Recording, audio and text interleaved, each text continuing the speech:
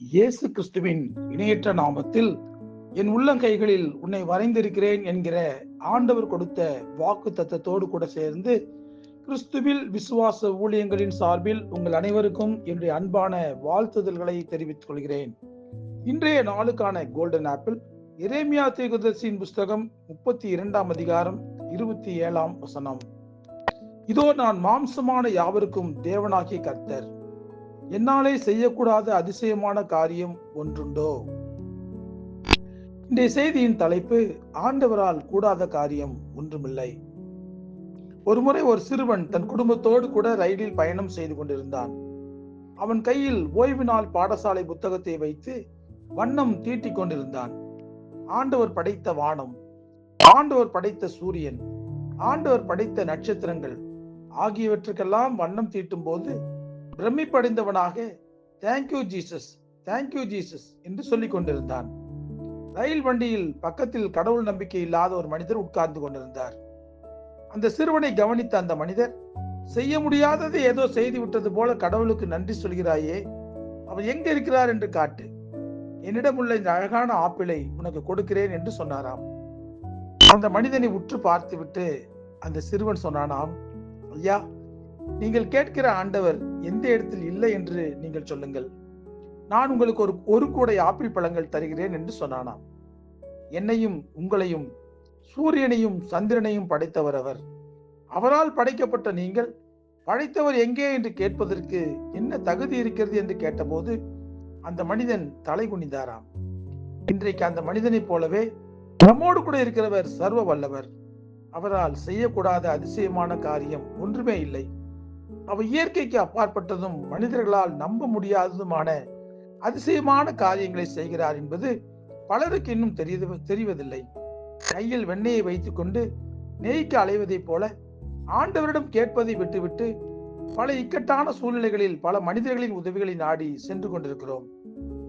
வியாதிகள் வரும்போது மிகச்சிறந்த மருத்துவர் யாராவது கிடைப்பாரா என்று விசாரித்து பார்த்து மருத்துவரை தேடி ஓடுகிறோம்.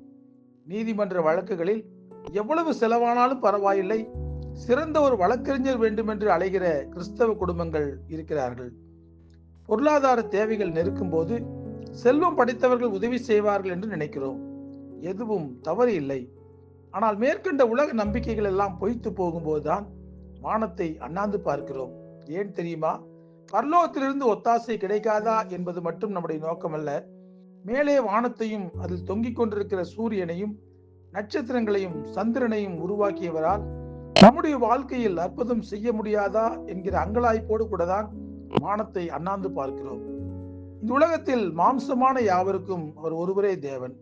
அவரால் செய்யக்கூடாத அதிசயமான காரியம் ஒன்றும் கிடையாது. அதை ஒரு சிறுவன் புரிந்து கொள்ளும் போது பல வருடங்கள் ஆண்டவருடைய வார்த்தைகளை கேட்டுக்கொண்டிருக்கும் பல பெரிய மனிதர்களுக்குள் விசுவாசம் இல்லாவிட்டால் எப்படி அற்புதங்களை எதிர்பார்க்க முடியும்? விசுவாசியுங்கள், தடைகள் உடைந்து போகும். தடைகளை உடைத்து போடுகிறவர் நமக்கு முன்பே செல்கிறார். நம்பிக்கையை ஆண்டவர் மீது வையுங்கள், நன்மையான காரியங்கள் நடக்கும். ஏனென்று சொன்னால் கர்த்தர் நன்மையானதை தருவார்.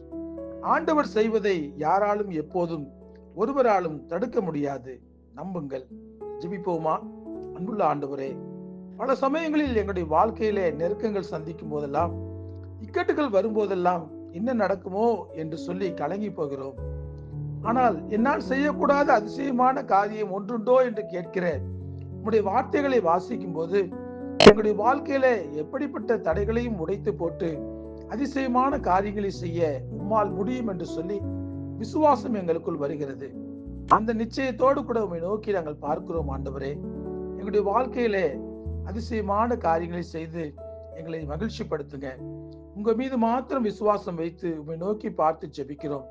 நீ செய்கிற அற்புதங்களை, அதிசயங்களை பார்த்து, ஆண்டவரே, உம்மால் செய்யக்கூடாத காரியம் ஒன்றுமே இல்லை என்பதை இந்த உலகத்துக்கு நாங்கள் பறைசாற்ற எங்களுக்கு கிருபை தாங்க. இயேசு கிறிஸ்து என்கிற வல்லமையுள்ள நாமத்திலே ஜெபிக்கிறோம் நல்ல பிதாவே. ஆமேன், ஆமேன்.